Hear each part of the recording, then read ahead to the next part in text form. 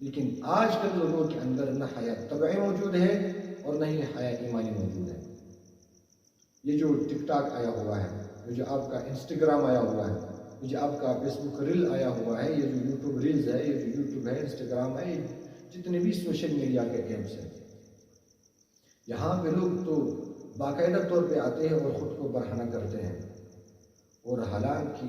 خود کو مومن بھی کہتے ہیں، خود کو مسلمان بھی کہتے ہیں،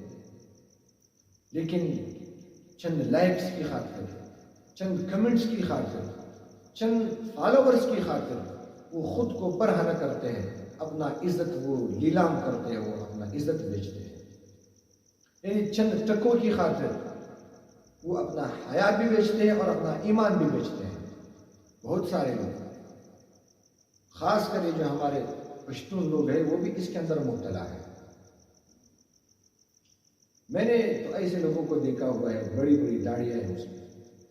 وہ ٹک ٹاک پہ آتے ہیں اور اس طرح ناچتے ہیں کہ اللہ معاف کرے، چند ٹکوں کی خاطر۔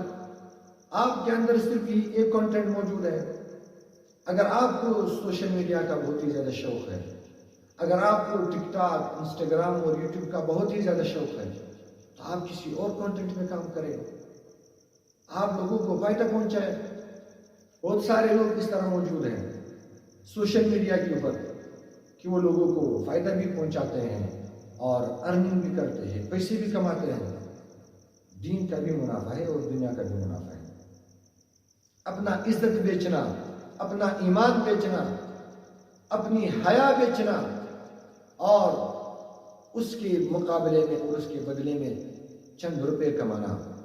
اس سے تو بہتر ہے کہ بندہ ویسے بھوکا مر جائے، بھوک سے مر جائے، یہ بہتر ہے،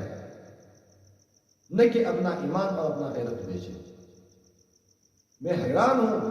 یہ جتنی بھی لڑکیاں ہیں جو ٹک ٹاک پہ آتی ہیں، پتہ نہیں ان کے ماں باپ ہوتے ہیں یا نہیں ہوتے،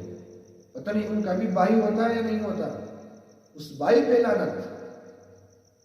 جس کی بہن وہ ٹک ٹاک پہ ناچتی ہو، اس والد پہ لعنت جس کی بیٹی ٹک ٹاک پہ ناچتی ہو، اس چاچا پہ لعنت